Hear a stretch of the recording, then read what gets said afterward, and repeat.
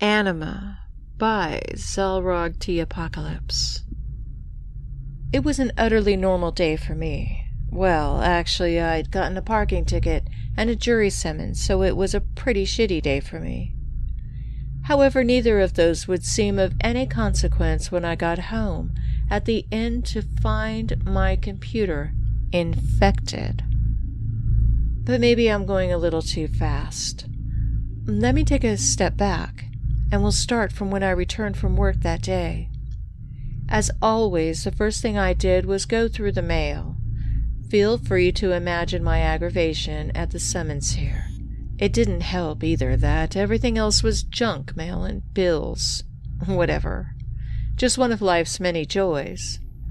Preferring to relax a bit before dealing with them, I went straight to my computer to do, well, nothing at all. Just some browsing. Check my mail, etc. Doing nothing can be good for the soul. I noticed that my computer was running much slower than usual, though. Certainly slower than it was just yesterday. My first reaction was to look at my taskbar to see if maybe my antivirus was updating, or maybe Windows was downloading new features or something. You know, the usual culprits, but alas, no such luck. I tried to put up with the slow speeds for a while, just wanting to get a level head before I had to deal with troubleshooting this thing. Yet another nuisance on this day that seemed so ripe for them. Eventually my patience reached its limit, though. My attempts to relax at the terminal having crashed and burned, I went to address this problem now, determined to find a way to wind down if it killed me. Upon opening up my computer, a red flag raised. My hard drive had no free space left on it at all. To put things into perspective, I have a 1 terabyte internal drive with almost nothing on it. I got this computer from a friend of mine, much techier than I, and while I don't know nearly as much about computers as she, I know that a terabyte is a lot of space, and that my entire computer didn't even use up 10% of it yesterday. Clearly something was going on, and I suspected some kind of virus or malware. I've heard there are some out there that will create garbage data on your system, flooding it with pointless files just to fill it up and make it run slow. I'd always wondered what possible benefit there could be in this, but my friend told me there are some scammers who will infect you with one of these viruses, then try to charge you a fee to clean up and speed up your PC. Fortunately, I hadn't received such contact yet. Still, my suspicions seemed grounded. I gave up and performed a scan with my antivirus program, a full scan. Sure, one might think a quick scan would be faster, but if it didn't turn up anything and I was then forced to do a full scan afterwards, it would just wind up taking longer than if I went with a full scan from the start. Kind of a roundabout logic, I guess, but I just wanted to get this resolved so that I could finally just relax on my computer. I went to watch some TV for a while, but there was nothing good on. I really just wanted to go browsing. A couple of hours later, I heard the little scan complete chime from my speakers and went to go examine the results. No viruses, no malware. I was baffled. However, there was one thing of a note on the screen. One file cannot be scanned due to corrupted data values. The window had 3 options: list, report, and dismiss. I clicked list to see the details of the file, and it showed a file made up of a bunch of square box characters. Something like 5 squares .anima was the file name. This was no file that I had put there, and I'm sure it wasn't there before. I'd never installed any kind of language extensions on my computer, so the file name was written in characters from some other language, maybe Japanese or Arabic or something. I'd also never heard of the .anima file type, but that could wait. The file location was listed in some secluded subfolder as System 32. That's where viruses like to hide out, right? I made my way to the folder and examined the file. As expected, it read as an unknown file type. My computer didn't know what program would open it, not that I had any plans of doing so just yet. Besides, what surprised me more was the file size, or rather the lack of one. There was no file size listed. That is, it was just a garbled mess of text, if you could call it that. It looked like some sort of glitch, but maybe there were some weird kind of special characters. I'd seen people make signature art using what looked like garbled messes of text before. One of the things I learned about computers was that a computer does what you tell it to, not what you want it to. That is, everything happens for a reason. Someone had to program this behavior, make it display like this. I didn't know what the file was, but I knew I didn't need it spamming at my system, as I was sure it was doing. So, of course, having found the little bugger, I immediately deleted it. All of the programs went away, and I was able to browse in peace once again. The traffic ticket was overturned, and I managed to weasel out of my jury duty. That's what I'd like to say. Instead, a little Windows message popped up, telling me that the file could not be deleted. Access was denied. There was no question at this point. Definitely some kind of virus. I tried and tried, but nothing I did was able to get rid of the little bugger. After 4 attempts, a second window appeared over the usual "cannot delete" message. This one was formatted like a Windows message, except there was no title in the top bar of the window, and there was only one word of text. In capital letters, "Stop." This was accompanied by 2 choices, yes or no. I considered my options, but knowing that this was a virus and it wasn't willingly going to allow me to delete it, I chose yes. Thankfully, the window terminated as it should have, and I was back to the Explorer window. I decided to do some research, as I probably should have done before messing with the file at all, in retrospect. Putting up with the incredibly slow browsing speed, I ran a search for the file name by copying the characters. When that turned up nothing, I tried just searching for the .anima file type, which I'd never heard of. No results. Maybe this was some brand new kind of virus. Maybe the antivirus software hadn't found a way to recognize it yet, and no one online had encountered it thus far. Maybe I was its very first victim. I was outraged. This is just fucking perfect, I said to myself, spewing all sorts of vulgarities, the likes of which would have resulted in no less than a dozen slaps from even the saltiest of nuns. I didn't want to deal with this right now. I didn't want to deal with it ever, but I especially didn't want to deal with it right now. I left the computer for a while after that, just to find some other way to wind down. I wasn't that successful.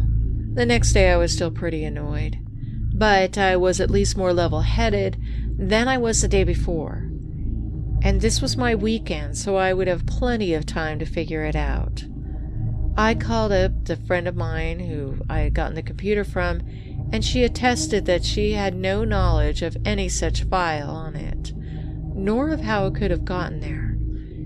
She did offer to help me troubleshoot it, and thankfully I told her all that I had done thus far. She seemed pretty convinced of my theory, that it was some brand new kind of virus without any currently known method of being dealt with. Unfortunately, she wasn't nearly skilled enough to try picking apart an unknown virus fresh off the market, so her help ended there. Great. With nothing left to do, I decided to experiment with the file. It took a full day to back up my important files on a separate drive, hopefully without the virus carrying over with them. And the following day I was able to start dealing with the thing. The file wasn't a standalone executable, or it would have run by itself when I double-clicked on it. Having no knowledge of what program the file was intended to run with, I started cycling through all the programs on my computer, trying to find something that would work. First up was Notepad, as I found a lot of unknown files can be read in text format. This one turned up as a bunch of missing character box symbols again, so it could be read as a text file, but it was all in another language or something. I guess that's a start. For lack of anything else to try, I continued through the list of programs. Next up was Windows Photo Viewer. I didn't expect anything to happen, since if the file had been opened in Notepad, that it had to be some kind of text file, right? Well, somehow Photo Viewer was able to read the thing, and it came up with an image of a nice little suburban house somewhere. If it weren't for the subtle cultural hints like the buildings in the background and the style of mailbox, I would have assumed it to be an American suburb. Unfortunately, there wasn't any kind of text anywhere in the image, so I couldn't determine the country of origin. I tried to move the window to the side for later, but accidentally closed it instead. So I tried to open the program again with Photo Viewer, and it worked. But this time I got a different image. This one of the inside of a car driving on a brick road from a driver's perspective. How was this possible? Even assuming the file could be read by both Notepad and Photo Viewer, it's just one file. Opening it should have come up with the same result each time. If this was a virus, it seemed to mess with the functions of my machine something fierce. I opened the file once again in Photo Viewer, and this time I got a string of big, bold white symbols on a black background. I could be wrong, but I'm pretty sure they were Russian characters. Is that where this file was from? Russia? And the images too? Unfortunately, it was an image, so I couldn't copy the text and paste it into a search engine. I was curious, though. I decided to take a screenshot of the text so I could look at it later. One print screen in MS Paint opened later. I tried to paste what I copied, but again the image wasn't the same. This time it was of a young woman dressed in formal attire, looking at the camera expectantly. It was the craziest thing. Every time this file appeared on the screen, it was a new image. From there I used the undo and redo keyboard commands to quickly erase and repaste the image over and over again. Every time it was something different. A grocery store, a theater, someone's living room, a man looking into a mirror, a pair of grave sites. After that, the next time I refreshed the image, I got this black and white image with the words, "Get out," in all caps. This made me jump a bit. Was this supposed to be addressed to me? Is this what the Russian text before translated to? Someone had to preload all of these images into a slideshow and program them into this file. Maybe there were images of this message in all sorts of languages, and these were just the two I happened to encounter first. Still, something about the big, bold white text message got to me, and I shut down Paint. Still, I was curious now. I wanted to know what other programs might be able to open this file. I tried Windows Media Player next, curious of how it might interpret the file. Apparently it read as audio, but curiously the little seek bar didn't move, and as the file played, the count time went up, but the bar stayed at the far left, like it might if it were playing some kind of online stream. The audio file was a very clear recording of several people talking in Russian. Hearing it, I was now more certain of what language it was. It was also a hint that I heard dishes clanking and liquid being slurped as the word borscht came up from time to time. I could only assume this was a recording of some family dinner or something. Why it was in that file, I have no idea. The audio was pretty mundane. After 5 minutes or so of nothing particularly interesting happening, I closed out and this time tried opening it in VLC Media Player. This time it was read as a video. I don't know why it would be any different between the two players, but The same thing happened in VLC, where the time count went up but the bar never moved. Due to my computer's infection, the video ran extremely choppily, but what I could make out seemed to be a first-person view of someone sitting in an office, working on an assortment of paperwork. At times I saw the viewer's reflection on his computer monitor, and it looked to be the same man who was looking at himself in the mirror in that image that appeared before. Curious just to see what happened, I skipped ahead with the seek bar, trying to find the other parts of the video, but as soon as I tried to move it from its position, glued to the left side of the window, VLC crashed and I was forced to shut it down.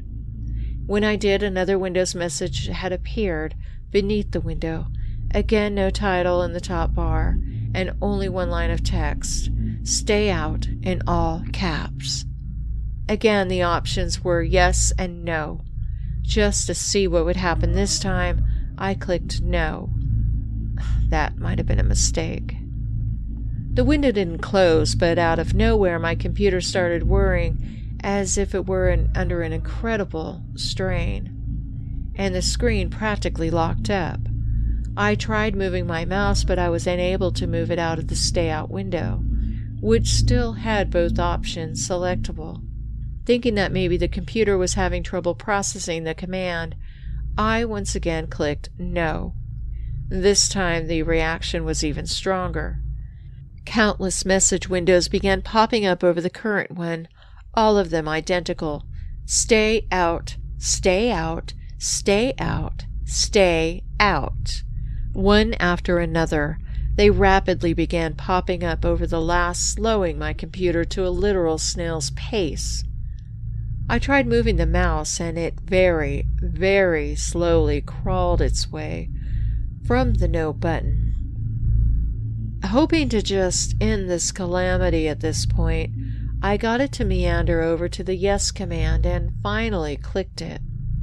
Just like that, the window stopped appearing, the hard drive stopped whirring, and everything seemed to go back to normal.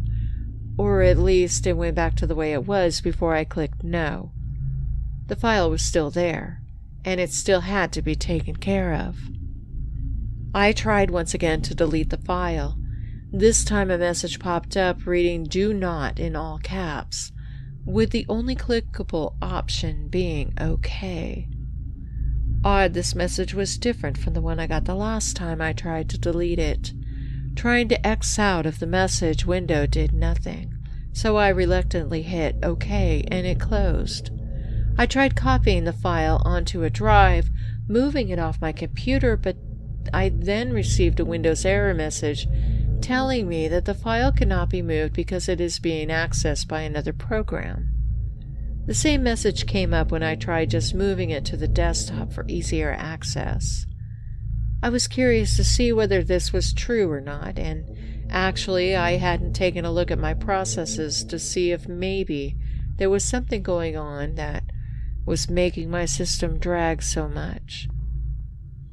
I opened up the Task Manager and switched over to the Processes tab, and sure enough, at the top of the list was one called Anima. It was taking up most of the full 100% of my computer's processing power. Did that mean this file was not only occupying my whole hard drive, but most of my RAM as well? How big was this thing? Without another thought, I chose to end the process. This resulted in another Windows message. No title. This one read, "Please, no," in all caps again. These titleless messages weren't written by any Pulitzer Prize winner, that's for sure. The clickable options were no and no. Again, unable to X out, I clicked one of the two no's, and the window closed. Underneath it, there was the typical Windows message asking me if I was sure I wanted to force end the process.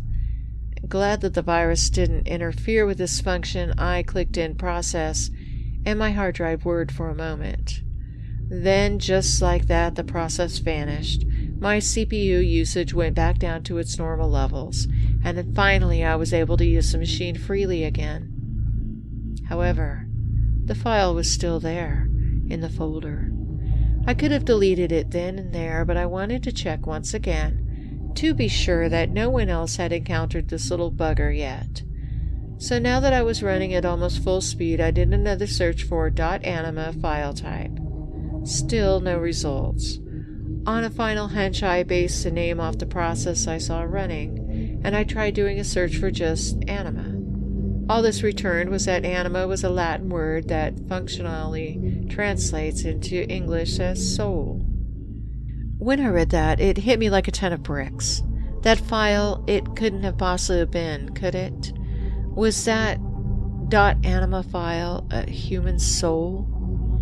It had to be some kind of prank played by someone trying to horrify people for a cheap laugh. All of this had to be programmed. A great big illusion, messing with my system's functionality and creating all of these pop-up messages, images, and files just to trick me into thinking this could really be a person in digital format. Of course, the very idea is preposterous. Even if there were such a thing as a haunted computer or some military experiment to extract a human soul into a digital format, there's no reason, no way it would wind up on my computer. How could that even have come about? Granted, I have no better explanation of how such a virus could have found its way on my system. The logical side of me knows better than to believe in some prankster's games, but still, the possibility, however small it might be, still haunts me. What if it really had been a person in there? Their life, their memories, their thoughts and feelings? If so, what had I just done by ending the process and terminating it from my system? This wasn't something I wanted to think about. I had determined to just delete the file, so I would never have to think about it again. But before I did that, I had to know. Curiosity got the better of me, and I tried running the file again, in all of the programs I had tried previously. Notepad now read it as an empty document. No matter what other program I used, it read only as an empty, blank screen, with faint static for audio. There was nothing left. Nothing.